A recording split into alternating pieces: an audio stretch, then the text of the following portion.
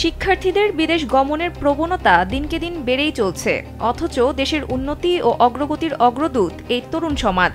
তাদের হাতেই দেশের ভবিষ্যৎ। কেউ দেশ ছাড়েন উচ্চশিক্ষার জন্য, আবার কেউ নিজের স্বপ্ন বিসর্জন দিয়ে পরিবারের স্বপ্ন পূরণে। প্রকৃতপক্ষে এখন তরুণ প্রজন্মের একটাই স্বপ্ন, দেশ ত্যাগ। তবে প্রশ্ন ওঠে, শিক্ষার্থীদের দেশ ছাড়ার পেছনে আসলে মূল কারণ কি? এভাবে চলতে থাকলে একসময় দেশের মেধাশক্তি যে নিঃশেষ হয়ে যাবে তা বলা বাহুল্য। শিক্ষার্থীদের দেশ ছাড়ার কারণ খুঁজতে গেলে প্রথমেই যা পাওয়া যাবে তা হলো দেশে মানসম্মত শিক্ষার ঘাটতি। এরপর একাডেমিক লেখাপড়া শেষ হলেও যোগ্যতা অনুযায়ী পছন্দের চাকরি পান না তরুণরা। সেই সঙ্গে রাজনৈতিক ও অর্থনৈতিক অস্থিরতা তো আছেই।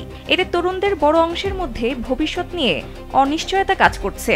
এমন পরিস্থিতিতে উন্নত ভবিষ্যতের আশায় বিদেশমুখী হচ্ছেন তরুণ মেধাবী শিক্ষার্থীরা। নিন মজাদার গোলমার্ক পপ, হুড়মুড়ে বাইটে ফুরফুরে লাইফ।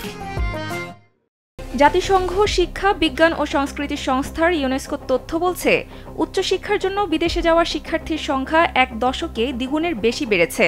অন্যদিকে বাংলাদেশ ব্যাংকের তথ্য অনুযায়ী বিগত ৯ অর্থবছরে শিক্ষার্থীদের মাধ্যমে বৈধ চ্যানেলে দেশ থেকে বেরিয়ে গেছে প্রায় $৩১১ কোটি, যা বাংলাদেশি মুদ্রায় ৩০,২৭৭ কোটি টাকা। হিসাবটি গত ৯টি অর্থবছরের ডলারের দর অনুযায়ী করা হয়েছে। শিক্ষার্থীদের দেশ ছাড়ার প্রবণতা বাড়ার কারণ জানতে বিদেশে পড়াশোনা করা শিক্ষার্থী, বিদেশে পড়তে যেতে ইচ্ছুক শিক্ষার্থী এবং তাদের অভিভাবক, শিক্ষকদের সঙ্গে কথা বলা হয়েছে। তারা মোটা দাগে গণমাধ্যমকে ৫টি কারণের কথাই বলছেন। কারণগুলো হলো মানসম্মত উচ্চশিক্ষার অভাব, কর্মসংস্থানের ঘাটতি ও বেকারত্ব বৃদ্ধি, রাজনৈতিক ও অর্থনৈতিক অনিশ্চয়তা, উন্নত ভবিষ্যতের হাতছানি এবং নিরাপদ ও আধুনিক জীবনযাত্রার আকাঙ্ক্ষা। এর সঙ্গে একমত শিক্ষাবিদেরাও।